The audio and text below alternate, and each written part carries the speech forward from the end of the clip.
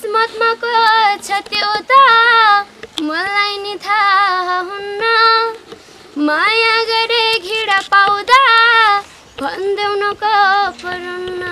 दर्शकबिन यतिखेर पनि हामी चितवन जिल्लाको इच्छाकामना गाउँपालिका वडा नम्बर 1 को हात्तीबाङ टोलमा उपस्थित भएका छौँ र यहाँलाई हामीले अबका दिनहरूबाट यस्तै खालको मनोरञ्जन भिडियो यहाँहरूमा हामी प्रस्तुत गर्ने यहाँहरूलाई हामीले जानकारी गराउन चाह्यौँ र गाउँठाउँमा लुकेर रहेको प्रतिभालाई यहाँहरूमा ल्याउने र गाउँठाउँमा आफ्नो कलालाई लुकाएर राख्नु भएको भाइ बहिनीहरूलाई खोजेर हामी यहाँहरूमा चाहिँ अबका दिनहरूमा यस्तै रमाइला भिडियोहरू लिएर आउने कोसिस जारी राख्नेछौँ भन्दै यहाँले भिडियोको फ्रेममा देखिराख्नु भएको छ एकजना बहिनीलाई हामी आज हाइवेको पृथ्वी राजमार्गको हाइवेको हुग्दी खोलाबाट लगभग धेरै नै किलोमिटर माथि हात्तीबाङ टोलमा उपस्थित भएका छौँ र यहाँले चाहिँ हाम्रो ब्याकग्राउन्डमा देखिराख्नु भएको छ रुख पात पनि नभएको रुख र हामी त्यो रुखको मुनि बसेका छौँ र यो घामको कारणले गर्दाखेरि अलिकति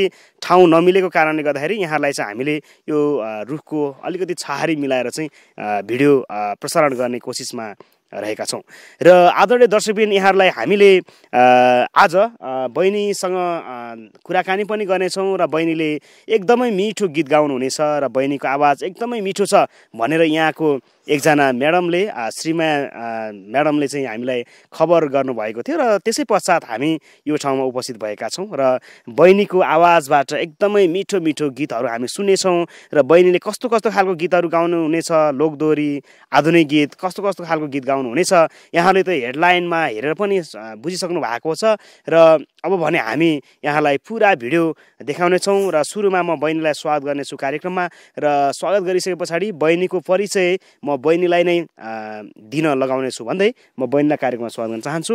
स्वागत छ बहिनी। धन्यवाद। सन्चै हुनुहुन्छ? हजुर आरामै। तपाईको नाम भनिदिनुहोस् न। मनिषा चेपाङ। मनिषा चेपाङ है? हजुर। कति वर्ष हुनुभयो? म 14 अब यो आएको असारले चाहिँ 14 पुरा भएर 15मा थाल्छु। ए 14 वर्ष पुगेर 15 वर्षमा थाल्नु भयो नि त? असारले थाल्छु। अनि के छ के गर्दै हुनुहुन्छ यति बेला पढाइ कतिमा पुग्यो? म अहिले चाहिँ 7मा पढ्छु। अहिले हाम्रो ट्युसन नै छैन।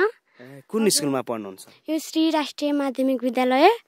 अहिले चाहिँ हाम्रो बिदा भएको हो। अब 16 गतेदेखि चाहिँ सुरु हुन्छ।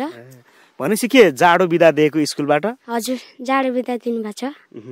तपाईको घर पनि यही हो, यही हात्तीबाङमै हो? हजुर। अब हामीले चाहिँ दर्शकबिनहरूलाई भनिसकेका छौँ र यहाँले गाउनु भएको गीत हाइलाइटमा पनि दर्शकबिनहरूले हेरेर सुनेर मनोरञ्जन लिइसक्नु भएको छ होइन? अब विशेष गरी त गीत गाउँछु यहाँलाई गीत सुनाउँछु मनोरञ्जन दिन्छु भनेर होइन यहाँबाट खबर भएको थियो र त्यसै पश्चात हामी यो ठाउँमा आइपुगेका छौँ। आज हामीलाई र हाम्रो दर्शकबिनहरूलाई कस्तो खालको गीत सुनाउनुहुन्छ? त्यस्तै आधुनिक सुनाएको छु हल्का अनि लोकदारी पनि सुनाउँछु। आधुनिकमा पनि अलिकति रमाइलो अलिकति फास्टवाला र अलिकति स्लोवाला हुन्छ नि होइन? कस्तो टाइपको यहाँलाई मनपर्छ?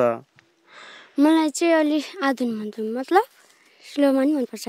ल त्यसो भए अब हामी कार्यक्रमको सुरुवातको चरणमा छौँ। सुरुवातको चरणमा एउटा यहाँको आवाजबाट मिठो गीत सुनिहाल्छौँ। कुन गीत सुनाउनुहुन्छ? म चाहिँ सिमरन परियार दिदीले गाउनु भएको गाउँछु। ए सिमरन परियार अहिले पछिल्लो समयमा भाइरल भएको गायिका गीत गाउनुहुन्छ? हजुर। ए ल सिमरन परियारको कुन गीत होला? त्यस्तै आँखाले नि साइला टाढा नजा भन्छ अनि गीत गाउँछु। एकदमै चलेको गीत हो है? हजुर। ए ल त्यसो भए पहिला गीत सुनौ त्यस पछाडि छलफल गरौँ है त। हस्। आँखाले नि साइला टाढा नजाऊ भन्छ ए मुटुमा साइला सजै राख्नु मन छ तिम्रै छ नि चित्र ए साइला परेली भित्र तिम्रै छ नि चित्र हो परेली भित्र तिम्रै छ नि चित्र। यतिकै परेली भित्र तिम्रै छ नि चित्र हैन त? अब भर्खर 15 वर्ष लाग्दै हुनुहुन्छ अनि भनौँ न यो गीतले भने जस्तै परेली भित्र कसैलाई सजाउन थाल्नु भयो कि के हो? नै छैन अहिलेसम्म त्यस्तो त छैन है? ए अनि अब यो सिमरन परियार भर्खर नै भाइरल भएको गायिका हुनुहुन्छ हैन? उहाँले पछिल्लो समयमा धेरै गीत गाउनुभयो त्यो मध्येमा पनि यही गीत चाहिँ यसै गीतलाई छानेर चाहिँ यहाँले गाउनुको कारण चाहिँ के होला? जस्तै सिमरन दिदीलाई चाहिँ मन लाग्छ कि मलाई आफ्नो फ्रेन्ड जस्तै। भनेपछि तपाईँको बिग फ्यान, तपाईँ चाहिँ बिग फ्यान हो? हजुर। अनि देख्नु भएको छ उहाँलाई प्रत्यक्ष रूपमा? मैले यस्तो भिडियोहरूमा हेरिरहन्छु युट्युबमा कहिले कसो मोबाइल पाएको बेलामा दाइहरू आउनुहुन्छ कामबाट, त्यतिखेर चाहिँ मैले हेर्छु युट्युबमा गएर। तपाईँसँग टच मोबाइल छैन भिडियो हेर्नको लागि? नै छैन। हो र? म अहिले यति सानो उमेरै हो, अनि अहिले जस्तै मोबाइल खेलायो भने पनि पढाइमा नि अलिक डिस्टर्ब हुन्छ नि त, त्यही भएर मैले मोबाइल चाहिँ खेलाउँदिनँ अहिले। अब जस्तै 10 पुगेपछि चाहिँ अनि खेलाउने सोच्छ। भनेपछि 10 कक्षा पुगिसकेपछि टच मोबाइल किन्ने हैन, अनि भिडियो बनाउने, आफूले पनि भिडियो बनाउने, अरूको युट्युबमा अरूले गाएको गीतहरू पनि सुन्ने रहर छ नि त? हजुर। ल अब यति मिठो आवाजमा गीत गाउनु भयो, धेरै खुसी लाग्यो हैन।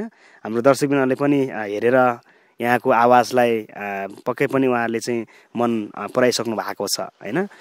अब जुन पढाइको कुरा गरम थोरै हैन, स्कुल पनि यही नजिकै रहेछ हैन, राष्ट्रिय मावि हैन त? हजुर।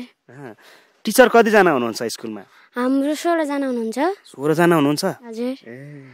अनि यहाँ श्रीमाया म्याडमले हामीलाई खबर गर्नु भएको थियो, उहाँले पनि तपाईँलाई पढाउनुहुन्छ कि?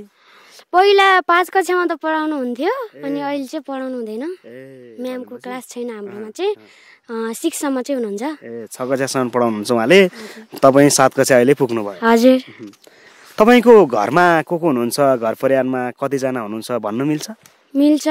हाम्रो घर परिवार चाहिँ के अरे कामबाट दाइहरू आउनुहुन्छ, त्यतिखेर चाहिँ 10 जना जति हुनुहुन्छ, अनि अहिले चाहिँ त्यस्तै 6 जना जति हुनुहुन्छ। भनेपछि 4वटा दाइ चाहिँ घरभन्दा बाहिर हो? त्यो दाइहरू त 2टा हो, अनि जस्तै हाम्रो बहिनीहरू हुनुहुन्थ्यो कि। बहिनी पनि बाहिरतिरै बस्नुहुन्छ? बहिनी हाम्रो खास गरी 4 बहिनी हो, अनि त्यहाँबाट त्यतिखेर हाम्रो बाबा मम्मीहरूले चाहिँ हामीलाई छोडेर जानुभएको थियो कि इन्डियातिर, अनि छोडेर जानुभएको थियो, अनि त्यतिखेर हामी जस्तै अल्पत्र थियौँ। अब आफूले नि त्यस्तो कमाउन सकिन्थेनौँ, अनि जस्तै ठुलबा मम्मी घर आएर बसेको, अनि 4 बहिनी थियौँ। म र माइली चाहिँ यता बस्छु, अनि साइली चाहिँ उता आफ्नै मम्मीले लिएर जानुभएको, अनि के अरे कान्छी बहिनी चाहिँ उता माडीमा पढ्नु भएको, वहीँ कान्छी मम्मीकै छोरीहरू भए होस्टेलमा पढ्नुहुन्छ।